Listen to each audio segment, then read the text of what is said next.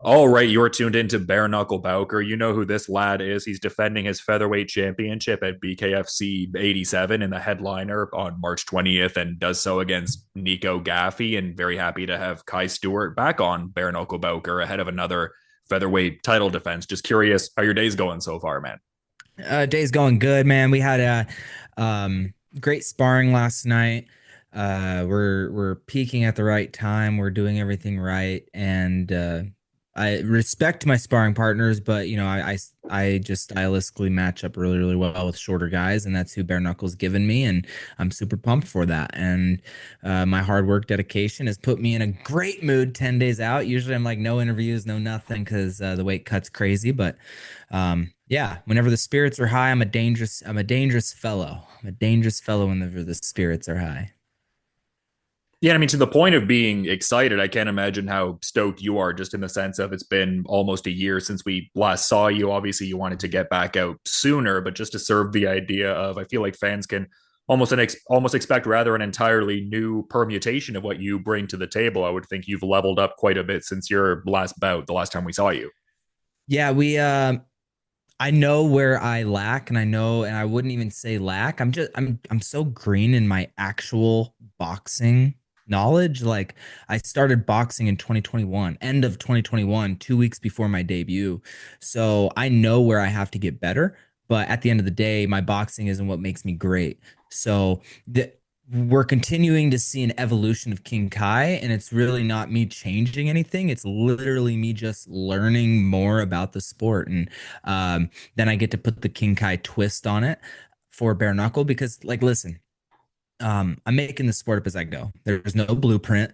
There's a lot of meatheads that came before me, which respect to them. They made the sport exciting, but they make it a 50-50 fight. You know, sometimes they get knocked down before they get their knockouts or this and that. But me, I'm going to go in there and I'm going to dominate the entire time. Like bare knuckles too dangerous to make it a 50-50 fight. So absolutely, we put in 3 fight camps leading up to this fight. That's why I've started this fight camp in the best shape of my life. I know everybody says that, but I am getting older, inching closer and closer to my athletic prime. I'm still not even there yet at 25 years old. So, yeah, really, it's more or less not me changing anything. It's just me being a student of the game and learning. And, whatever happens fight night, I've surrendered all outcomes just because I know how hard I work. I know what I put into this. So, win, lose, or draw, I'm going to leave there with a smile on my face and, on to the next big thing for King Kai.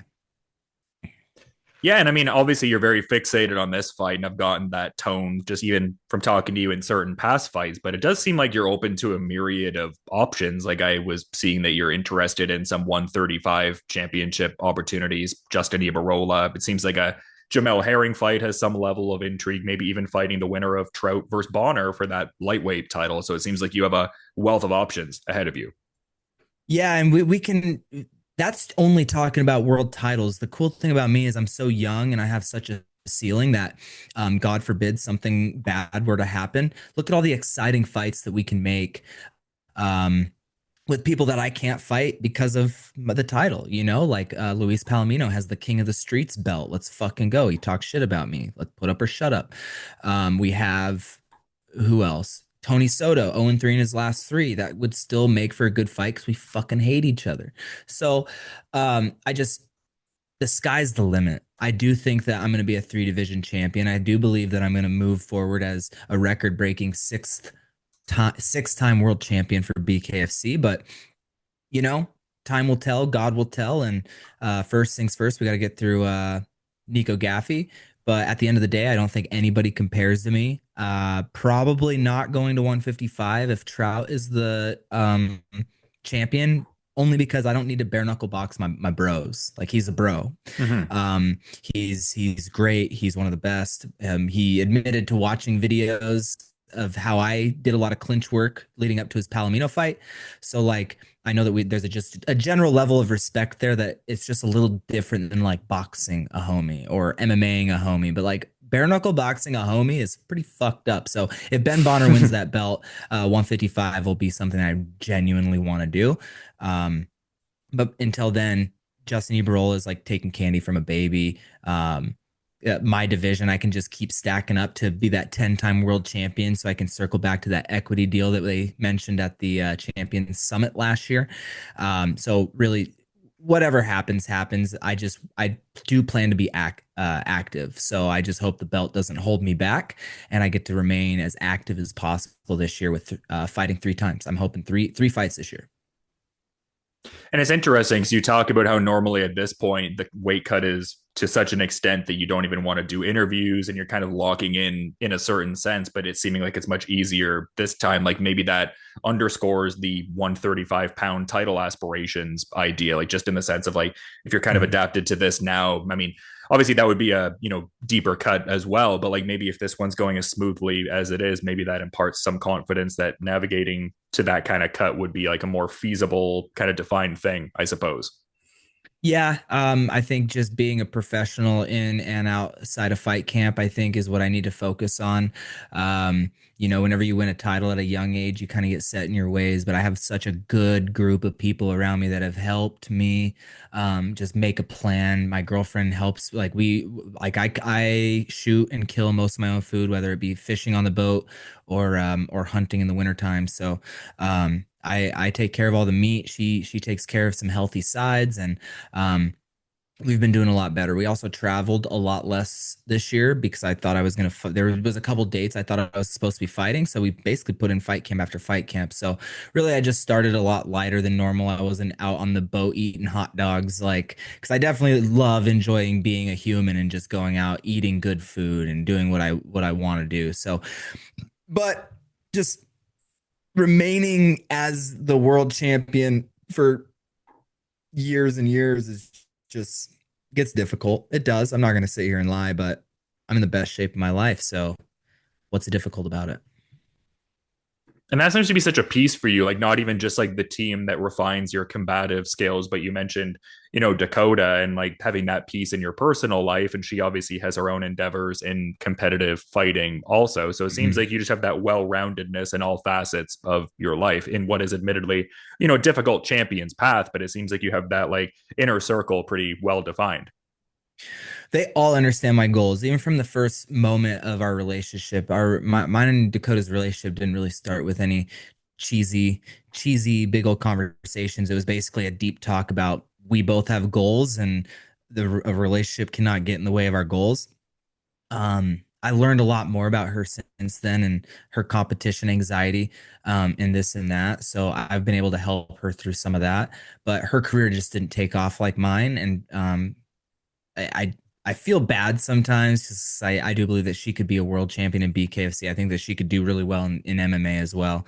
Um, but once I won a world title at a young age, it was like we all hands on deck because we got big shoes to fill, and everybody's been doing it. She's gotten to fight since then. She's a couple fights, so everything's just working. If you surround yourself by like-minded individuals, um, you know, there's a lot better outcomes. Instead of going out partying, surrounding myself with yes men, surrounding myself like most of my opponents surround themselves with people that give them just a false sense of reality. And my strength and conditioning coach, who also happens to be my best friend, him and I have had some crazy talks this year just because I almost did some impulsive things in my layoff. I really didn't want to be laid off so long.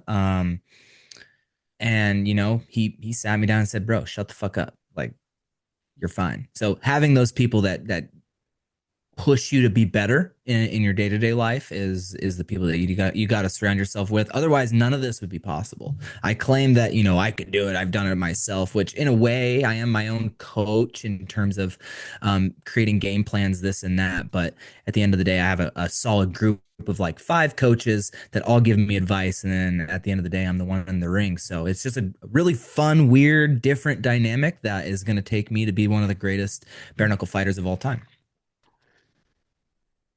No, Sorry, I for got a sure. little long-winded there. A little long-winded there.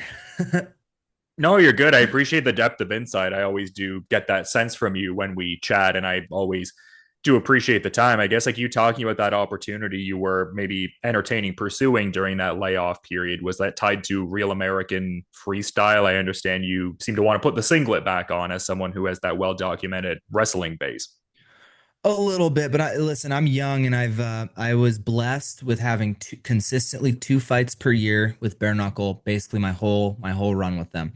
And whenever that didn't happen this year, there was like I almost like I wanted to hop on a MMA card, just no promotion, no nothing. I'll spend 48 hours selling tickets just to make an extra bag and just go out there and compete and have fun. I'm a very competitive person. So that was the rash thinking. RAF is something that I now have bare knuckles blessing to do whenever the dust settles of this fight. Once I'm healed, I land fucking 250 punches a fight. So even though I'm winning, my hands are still going to be sore for a little bit. So once we're okay there, we're going to definitely be doing a wrestling match, and hopefully we get a big name. So my coaches would never tell me not to wrestle because they know that that's my first love, that's my first true love, and um, yeah. But the rash thinking was me just wanting to compete. Like it had nothing to do with jumping ship. I wanted to keep my belt, this and that, but it had everything to do with I'm 25 years old. I need to be as active as possible because I can be one of the greatest combat sports athlete of all time. You just can't do that at one fight a year. You can't do it. And so now we've had great conversations behind the scenes. I'm in an amazing spot with bare knuckle. I have a 2-year 5-fight contract that I signed, and I do see myself as the king of this. I do see myself as the trailblazer for a new way to fight. This rule set, like making things, like I said before, making things a 50-50 fight is just stupid. It's exciting and fun, but I'm going out there and completely imposing my will, dominating fights start to finish. And I think that there's something to be said about that. A lot of people talk shit, no knockout power, but knockouts are 80% luck, 90% luck. So like I think that imposing my will and doing exactly what I say I'm going to do to people is a lot more satisfying than that. And I think maybe there could be a certain piece there of someone trying to goad you into being in a defensively irresponsible overreach kind of position. Because I feel like if anyone watches footage on your fights, you're a very offensively efficient fighter for sure, but also very defensively responsible. So yeah, it could be like a mind Yeah, games kind of piece. we don't want to we don't want to confuse defensiveness for passiveness. And Mm-hmm. sometimes, even as a wrestler, I would get ahead of myself because I didn't want to be passive. I didn't want to be a staller. I made a career on making people stall and break. So I didn't want to be that guy. But there is a level of you have to be defensive. Defense is part of the sport. So I will say, like, we plugged my fights into AI and it said that I have a forward pressure over 88% of my fights is forward pressure. So I only spend 12% of my ring time moving backwards. That's a good stat. That's a real good stat. And obviously those numbers aren't going to be perfect 'cause AI isn't fucking perfect and sometimes super stupid, but Sure. that's a like I'm the definition of all gas no brake. But you have to defend yourself. So I'm not going to sit there and bang whenever I don't need to sit there and bang. It just doesn't need to happen. No, I hear you, man. And you were talking about how you're traveling like a little less in recent times, but I heard you traveled to Canada and kind of enjoyed your time in my neck of Mhm. the woods. And that kind of ties into you. I mean, you mentioning MMA before, like all of this is kind of coming together in my mind. And you have the history with Sean O'Malley. I understand you're going to help Eamon Zahabi ahead of that Sugar Sean fight at the White House. Can you talk about We're that a gonna bit? Yeah, we're gonna get through my fight, and it's all preemptive.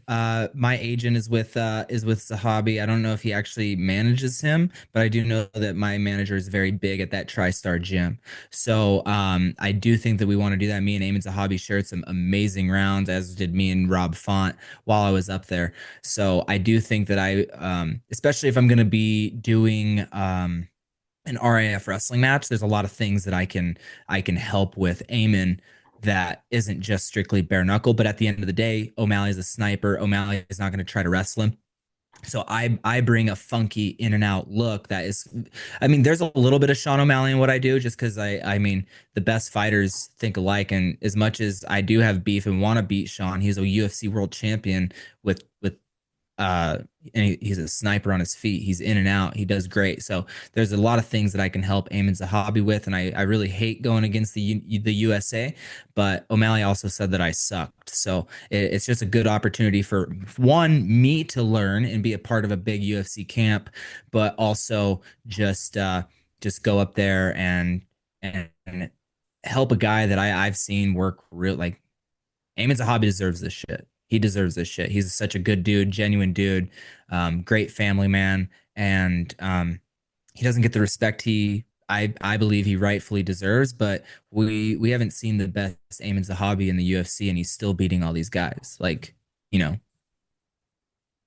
Yeah, no, for sure. And kind of, I guess, quasi related, because I think some people thought Conor McGregor might be on that White House card, but it seems like there's a somewhat imminent return. I mean, that's a cool thing. He's obviously so prevalent in BKFC nowadays. Maybe you can become part of that camp in some sort of way and get him ready to get back to it. I've always wanted to do that, and after this fight, I'm going to be sliding Mr. Connor another a King Kai diss track. I have a couple released, but we're really staking our claim as King Kai the bad guy. So I'm going to slip him a song that me and Lethally Dose out of Montana are working on, and he just has his Greenback Records, and I'm going to really try to involve myself and try to earn myself a way to get my name out there more. I'm not a rapper. That's not what I want to do, but I think that doing a diss track, roasting everybody, 'cause I'm already talking shit, might as well fucking put it to something. And that's something I think Connor will like. So yeah, there are a lot of great things. I'm really hoping Conor McGregor is at my fight so he can watch me take on Nico Gaffie, who has a tattoo of Conor McGregor on his calf. So that shit's gotta go. That's not fucking cool. He's a little fanboy. He's not a real fighter. So I want to go out there and just show that, yeah, he's tough. He is a good fighter and he's brought the best out of me, but I'm the fucking best. I'm going to make it look easy. And I guess, what does that look like to you, like in terms of like what the headlines are going to say? I mean, you're talking about making it look easy. Like, what does that look like in terms of like a specific outcome piece, I suppose? At the end of the day, of course, I want to knock him out. I really want my first knockout as a champion, but I I if it ain't broke, don't fix it. Like I'm gonna 50-45 him at the minimum. I do expect to knock him down, but um I just don't see a world where he even wins a round on me. And everybody knows that I'm a 5 round fighter. So why go out there and force a knockout whenever I can just go break him? I literally made Howard Davis cry on the stool after the third round. So like I if it ain't broke, don't fix it. Just get better is kind of our motto. We don't weather a storm, we are the storm. So I think the headline should say King Kai Stewart nearing pound for pound supremacy with a dominant 50-45 performance. It's interesting. I don't mean to stir the pot here, but this is where my brain organically goes, because you talk about the friendship piece with Austin Trout, and he's obviously very high up there in the pound for pound hierarchy. Like, would there be a gentleman's fight dynamic that would be done in the pursuit of figuring out who the true, I guess, like top pound for pound guy is in the company, with respect to, I guess, guys like Lorenzo Hunt and David Mundell as well? But I feel like if two pound for pound guys fought like that, I mean, strong case there as well. Like, is something like that something that could seem reasonable to you, or that's just like a total, like, not getting involved in that type of scenario? If both of us need a fight and we both have layoffs, like we both agreed to a gentleman's scrap, we said it exactly like that in the comments of a post, because both of us were like, why are we sitting so long? Like we're the best, we're both at the top. Um, I believe officially they have Lorenzo Hunt number one, Austin Trout number two, me number three. At one point, it was Austin Trout one, me number two. And there's a lot of people bitch that Lorenzo, blah, blah, blah. But I agree with the Lorenzo, but Lorenzo did get beat pretty bad, and he's gotten beat twice. He is on a crazy tear, so you can always come back from those losses, which is why he rightfully is number one. I'm just saying why I have a claim for pound number one. Is because I just have almost double the fights Austin Trout has in the organization as well. So there's something to be said about that. And I've my strength of schedule. I know that he's fought Luis Palomino, but I've fought only undefeated guys basically. Everybody that I like, I've had an uphill battle since even though Rusty Crowder was 4-3 at the time. That was a 7 fight veteran, and I only had 2 fights. So just the strength of my schedule has been insane. And then now I have another somebody's O has got to go, and it's just been back to back to back. Somebody's O has got to go, and um, that's just why I do consider myself the best in the BKFC. Yeah, I mean, that could serve as a parting thought in and of itself, just a very definitive, declarative statement. But also figured I'd give you the floor if you did have a final thought you may want to offer as we are, kind of wrapping up Kai, I really do appreciate the time today. Yeah, be watching my social medias for all my sponsor shout outs. Most importantly, Sing Contracting, Cookies Dispensary, Native Grown Dispensary. They're my dogs. They're always around. We got Fatties sunglasses. Usually I have a pair to put on my face, but Fatties 69 on Instagram. You can use code King Kai and get a fat discount on some pretty sick sunglasses. But outside of that, guys, a lot of live streaming coming up for me. Twitch.tv/King Kai 145. I'm also live King Kai 145 on YouTube and King Kai on Facebook. I'm trying to do a lot of fun live streams. We're gonna have my after party, I believe, in Miami. We're going to have fishing streams. We're gonna have camping streams. We're just gonna be traveling and doing Montana related shit right after this fight. So tune in King Kai 145 on Twitch and become a subscriber to reap those benefits. No, it's cool to see. And that seems like another area you're really pouring into and just, yeah, love to see the dedication piece and stuff like that. And I'm really excited to see this next chapter in the story unfurl on March 20th, a very intriguing fight with Nico Gaffie in this BKFC 87 headliner. But again, to reiterate, thanks for coming on Bare Knuckle Bowker today. Always a pleasure chatting. And yeah, you have a good rest of your day, man. All the best. Yeah, you too. Let's do a victory lap interview. We will talk to you after the fight. Yeah, maybe we'll have some RAF action to touch upon too. Who knows, right? 100%. That will be coming. So, Dylan Boker, thank you. Thank you. And see you next time. You'll see this guy on March 20th. It's Bare Knuckle Bowker.